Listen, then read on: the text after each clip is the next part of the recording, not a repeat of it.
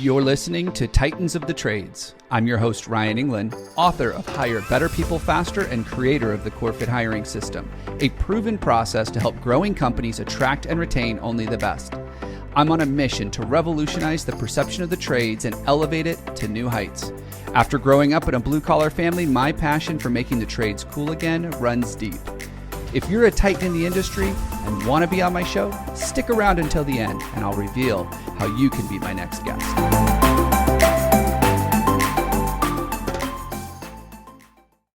All right, we're back for another episode. I am your host, Ryan Englin. Today's guest, oh my gosh, amazing story. Amazing what they've accomplished in the last 8 years. You're going to learn about one of the most effective ways to solve your recruiting for skilled technicians. You're going to learn about the way to solve that problem from today's guest. I want to introduce on today's show, Levi Torres with High Five Plumbing. Levi, welcome to the show. Hello, Ryan. Thanks for having me. How are you? Oh, I'm doing great. Hey, I just want to jump right in. You're in plumbing. You're a plumber. So I'm sure there's people listening right now with that stereotype of a plumber. And that's not plumbing at all anymore. And I don't think it ever has been. But what is it that people believe about plumbers that you're just like, no, you're wrong? Change their mind. Yeah, if you talk to people, a lot of their experiences with plumbers have usually in the past not been great, right? Whether it was they're dirty, right? They leave their house a mess. They're not on time. They don't answer their phone. Right. Those are all things. Plumbers crack. Right. That's still a thing today. Like there's still commercials on TV talking about plumbers cracks. Right. And so that's just something that everybody assumed is the way. But most plumbing companies that I know and the way we operate is the complete opposite. Right. We communicate over the top. We sometimes communicate probably more than we need to. We're so clean that we're getting reviews on how their home was cleaner than when we got there. Oh, wow. Our uniforms, we wear baseball jerseys. So all of our technicians wear baseball jerseys out in the field. So now, they show up and their baseball jerseys are fully tucked in. We have high five belts, right? So we have team belts. So we do a lot of these things that eliminate the stereotypes, right? We're clean dressed. Our trucks are clean. Our details are clean. Everything we do is on a clean basis. And so it's just trying to eliminate those stereotypes. Yeah, no, and we got to do that work. I think back when I lived in Arizona, there was a plumbing company out there. Their tagline was the smell good plumber, right? Implying that plumbers stink. You're right? Gross. I had a washing machine technician that came over one time, and that guy stunk. So it's not just plumbing, but right. Company started, 2016? You went into service? Yeah, so the company started in 2012, but when we first started, we were very much a remodel, new construction company. And we got into that and we did well. We had success, but it was kind of like a lot of other people in that we were fighting to win the work, and then we were fighting to get our money too. And so the end of 2015, we just had a massive amount of money in our accounts receivable that people owed us. And so we kind of said, you know what, let's just change complete gears. And so beginning of 2016, we fired all of our general contractors and switched to service. And so we completely switched business models in 2016 and started from zero service in 2016 to now. Like I said, we're going to do roughly about in between 11 and 12 million this year. That's amazing. In just not even 8 years' time. Making that shift and being able to pull this off. So you're doing something different than what the rest of the industry doing. Because I know a lot of plumbers that are stuck. They're not growing at that level. They are not doing the kind of stuff that you're doing. I was on your website and I saw your little recruiting commercial. Yeah, it was cool. I mean, that is different in the industry. Tell us, what are you doing that has made High Five Plumbing so successful? Yeah, Ryan, how we talked a little bit about stereotypes of what people have about plumbers. Well, there's a lot of things that have been created in the trades that people think are the truth, right? I can't find good people. There's nobody out there that wants to work. There's nobody that wants to do this. And so what really happened was I was kind of getting tired of going to all these events and hearing the same stuff over and over and over and over again. And so in 2018, we really got focused on creating our own apprentice program that we could now train and build our own people. And that's what was key. And so we started in 2018 to make this program. We weren't able to really get it fine-tuned and dialed in until 2020. But now it's to the point where I know every year we're going to get 3 to 4 plumbers that are going to become residential licensed plumbers because of our program, no matter what. So it now makes it to where I don't have to be desperate ever in my hiring processes, right? I know no matter what, I'm going to have 4 fully trained people that have gone through the program. The program usually takes about 18 months for us to get you from zero plumbing knowledge to your first level of license. And so I now know that next year I'm going to have four plumbers no matter what. So now the people who are applying and coming in, we can be very picky with, right? I don't need them all. I can just be picky with the ones that I really think are going to be additions to our team. So when we started to be able to build our own people, we now that's no longer the problem for us. We no longer now have the problem of where are we going to find people, because I know that we have 5 people right now that are in the first levels of their apprentice program. And so, yeah, our apprentice program is pretty detailed, and I can definitely go into that if we would like, but it's a pretty cool program we've created. You know, the question I have with this, and I love that you have a apprentice program. It's needed. Everybody in the trades needs to have an apprentice program. If you don't have one structured, I love that you said 18 months with confidence. I'm going to have 3 to 4 guys ready to put in trucks. I mean, you've got a good program. My question is, how did you make that shift? Like that, there are people right now that they know they need to do this, but then they think, oh, I've got to build all this training, and then I've got to have someone to manage it, and then I have to find people to put into it. And it just feels like this momentous thing, it's huge, this monstrosity to do it. How did you make that shift from 2017 to 2018 saying we had to do this, and here's what we did? I asked for help. I don't know how else to put it. I found people who have done a lot of stuff and had built training programs and asked how they did it. A lot of what we did was just, taking what other people did and making it fit at High Five. So, we use interplay learning, which is, virtual reality plumbing and training. So that's a big part of our apprentice program that, now we have people fixing toilets 30, 40 times before they even touch a real toilet. I didn't create that training program. I just found the program that was already there and figured out how to make it work at High Five. Very similar to a lot of the codes in continued education, right? So you have to have continued education to maintain your licenses in a lot of states. So we just got one of our service managers certified as a continued education trainer. So now it's different right now. Technicians can just come here, and every time they sit in one of our technical trainings, they're getting their continued education. And so it makes it a massive recruiting piece for people. And so we really just started to ask people who had done it, and then took what they'd done and made sure it fit High Five's mission. I love that. What is High Five's mission? So, our mission is really, our mission as a company is to come together as more than individuals to create a positive impact on our team, our clients, and our community, one high five at a time. But it's worded very purposely. We want to make an impact with our team first. Like, if you can't make an impact with your team, then there's no way that your team will impact your clients. And if you can't impact your clients, then you can't impact your community. And so our main focus is impacting our team. That's what most of our focus is building our team. How do we make our team better?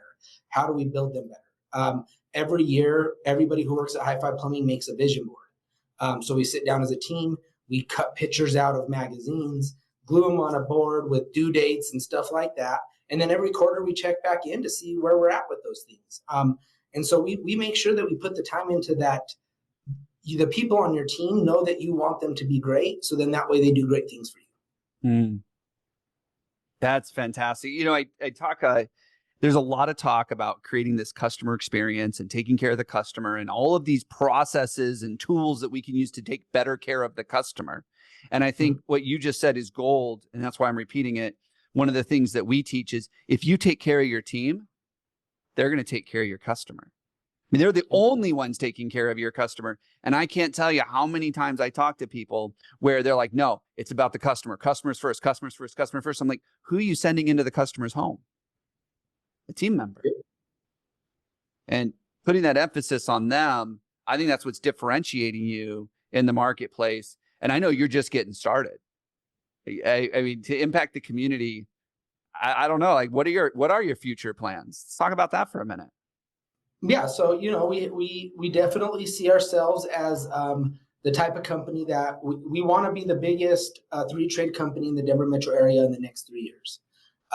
So that's kind of our initial goal for the next couple years. But we do see ourselves going national. We do believe we have the brand with High Five. I do have the trademarks for all of High Five Electric, High Five HVAC, High Five anything you can really do in the home service industry. And so we believe that it's really endless what we want to do. It's just a matter of what do we want, right? So we will be adding all 3 trades this year. We will do that. And we do have a goal to go national. But our bigger goal, like I said, giving back to the community, this year we will cross the $100,000 given back since 2018. So in 2018, we also started our High Five Cares program, which is our, we featured a nonprofit every month. We volunteer there. We donate money. And so this year, since the program started, we'll go over the $100,000 donated by the company. So massively, once again, we want to take care of the community. We want people to know that we're plumbers. We're High Five Plumbing. We should be great at that. That's our name. Like that shouldn't be a question when somebody calls us if we're good at plumbing. We want them to know that we're good at all the other stuff that people expect you to be good at. I love that. And I love that vision. I love where you're going. I love that you're getting into other aspects of home services so that you can take care of the entire home with that. Going back to your apprenticeship program, I did have a question specifically about that. When you made that shift and you went to others and you said, hey, what have you done? What's worked? What hasn't? And you basically modeled the success that others have had. How did you do that inside the company as you were growing? Did you spearhead it all by yourself as the owner? Did you have people on your team that were helping with the training and the coaching? Really, how did you get that started? Because I know a lot of people that have training programs. They've never been able to fill it with people. Or if they do fill it, they've never been able to keep people engaged because there wasn't that process in place. What was the shift for you that you had to make? Well, we started the program in 2018, but we really didn't get traction until 2020. And the reason why was because we weren't setting the stage for success well enough. And that's what I found with most training programs. It's kind of like, cool, you're coming on as an apprentice. You're going to go ride in the truck with this guy. And when you're good enough, we'll give you a truck. Like that's the training program, right? And so we were trying to do stuff like that. And we were losing guys and we couldn't keep them around. But what we finally found was that as we broke it down into from month 1 to month 3, you're going to be doing this. And then from month 6 to month 9, and broke it down so they can kind of see a light at the end of the tunnel. And now they had success points, right? You want to give people success points. What I found in apprenticeship in the trades is they expect you to be the grunt and do all the hard stuff, and they never get praised or success for anything, really. You're the person that gets kind of the short end of the stick all the time, right? And that's not the way to build an apprentice. That's not the way to get people to stick around. And so when we switched the focus to where it was very reward-based and graduations, right? You graduate from this to this and we celebrate. Good job. Awesome. You're on to the next phase. When we kind of broke our training down from just, hey, it may take 18 months to no, it's going to take 1 to 3 months to do this. It's going to take 4 to 6 months to get to this level. And then it created a path that somebody could follow. And once we did that is when we started to get people to stick in and kind of go through some of those tough days because they saw that they were a week away from graduating to the next level of apprenticeship. What kind of rewards did you use? Was it all financial? Like when you said they graduated, they got rewarded, like was that all financial? There's little things. So like, one of the biggest things that a lot of people have with apprenticeships and training programs is punctuality and attendance. right? Like that's two of the biggest things. They're not on time, or they don't just choose to not show up. And so we created bonus structures based off of punctuality and attendance, right? So if you were on time for the whole week, then you got to throw a dart at the dartboard, and then you'd get that as a bonus, right?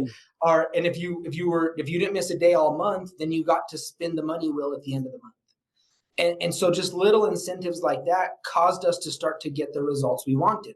So now they started showing up on time because they knew that they could potentially get a $25 bonus. And to an apprentice, $25 is a big deal, right? To some of our plumbing technicians, they're like, $25. You know what I'm saying? But to an apprentice who's just getting started, that's a big deal. And so we started to realize that it did not take a lot to kind of get motivation going.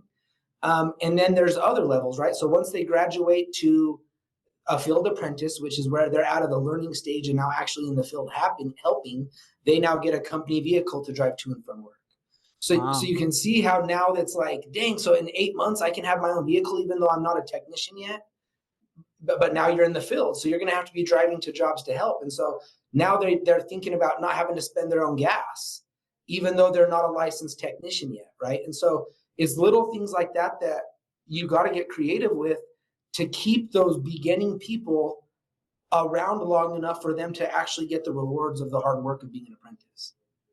And I'd imagine when all of that's done, not only do you have an engaged employee, someone who's like, this company's taking care of me, they're investing in me, they're coaching me, they're training me, they're guiding me, they're helping me build a career. But I would imagine, and correct me if I'm wrong, but when they do become a technician, like your reviews have got to be off the charts because you took great care of them. You taught them to do it your way. Now they go take care of the customer, and the customer's like, I love these people because you got to groom them your way. Yeah. So, we have 3 people that have gone through the complete program now and are now licensed plumbers and out doing plumbing work. And they are in my top 5 of producers in my entire company. And they've only been plumbing for less than 2 years. They're top 5 KPI in everything we track. So one of the KPIs we track is high five pictures, right? So at the end of every service call, we take a selfie with our customers high fiving. So we have thousands and thousands of pictures of just high fiving customers. And those guys get way more high five pictures, way more reviews, higher conversions, better options, more club sales. Across the board, their numbers are just more consistent. They're not the top person in anything, but they're the most consistent across the board in every KPI we track. So my last question before we wrap up here, you spent 18 months investing in these guys. You've taught them the high five way.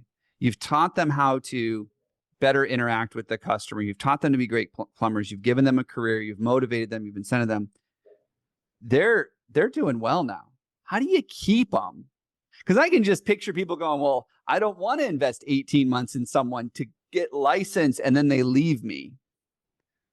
Yep. What do you say to that? Well, so it goes back to vision, right? You got to paint the vision for them, right? Mm-hmm. So when we sit down with our technicians and we're doing vision boards, I tell them not to lie. Don't lie to your vision. Don't lie. So if you want to start a plumbing company in 3 years and that's your vision, then put it on your goal board, and I'll make sure that you do the things needed here at High Five, so that way in 3 years, if you want to start it, you're better off. And what we found is that if you do that and you have that mentality, that's 100% a fear mindset of the business owner. Oh yeah. If you're that fearful of losing your people, then the first thing I tell them is then you need to figure out what you need to do to have people not leave. We're confident enough in what we've created that if a person's confident enough that they're going to have a better opportunity and a better circumstances to go start their own company, then I've hoped that we've trained them that they go out there and do it the right way. And that's what we tell them. We tell everybody who comes into work, listen, if you want to start a company, then please try to take as many nuggets as you can from us. So that way, when you get out there and do it, you're doing it the right way. And when you paint that picture for your people, they tend to be like, wow, I've never heard that from a business owner. They usually don't want us to get licensed. No, we push everybody to get licensed, right? We're almost 100% licensed. We have 2 guys that are not licensed on our crew right now, and they should be. They just are choosing to not go take the test. So we're working on that a little bit. But we very much, once again, we entice growth. And if you think that the best move for you personally is to go start your own company, then I'm going to only try to help you do that. I love that. I mean, that goes back to what you started with, where you really want to impact the trade. You really want people to see the trades as being something different. You want to break that stereotype. And I mean, that's just you walking the walk and making it happen. I think it's so great. Hey, Levi, for those listening right now, they're like, okay, I got to know more about this guy. I got to know more about what High Five's doing. I got to check them out. How do they learn more? And you've even got an opportunity for them to get some swag too. Tell me about that. Yeah. So the best way to contact us is through our social media. So we're really big on Instagram, Facebook, TikTok. Go reach out to us there. That's going to be your most quick, direct response to get some responses, because we have people watching that all the time. You could also reach out to me through email, levi@highfiveplumbing.com. But yeah, we do have a cool little giveaway for any of the listeners, so everybody can kind of see I have a cool High Five Colorado jacket on with the flag and and I got a Colorado hat. So a funny story, back when we first started doing service, I had a spokesperson who was in the NFL, and I asked him if he could wear our gear and go to the park and take some pictures, but not like shout out High Five Plumbing, but just make it like appear that he was wearing our shirt while he was out at the park. And he said he couldn't do that because plumbing wasn't sexy. So once again, like I was kind of like, well, that sucks because I'm a plumber. So, but it did make me realize that nobody would wear our stuff. Like if they didn't work for me, then nobody would wear a High Five hat outside. And so that's why we switched our whole kind of visual and changed it to where, let's make it to where everybody would want to wear it. And so we do have an e-commerce site that all the profits go back to the nonprofit of the month through our High Five Cares program. So the website is highfivecolorado.com. And one of our goals is to sell in all 50 states. We would think it'd be so cool to know that somebody in all 50 states has some High Five gear. We're at 22 states right now. So we're getting there. But I do have a special giveaway. If you use the code when you go to the website to check out, and you use the code Levi Torres 20, so LeviTorres, the number 20, you'll get a 25% discount on your purchase for that. But yeah, definitely go check that out. It's a full functioning e-commerce website that just sells cool High Five swag. So I'm gonna put you on the spot real quick. Do you know a state that has not bought from you yet? Because we have listeners all over the country. Name a state, and if someone's listening, I'm going to challenge them to go buy from you.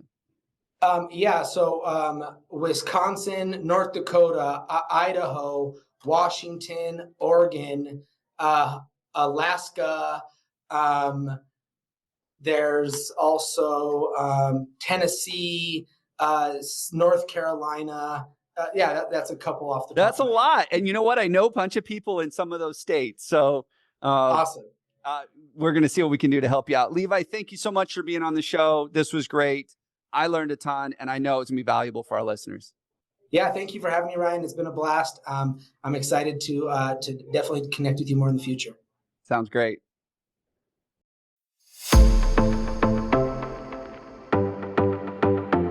Ryan Englin here. Thank you so much for listening to Titans of the Trades.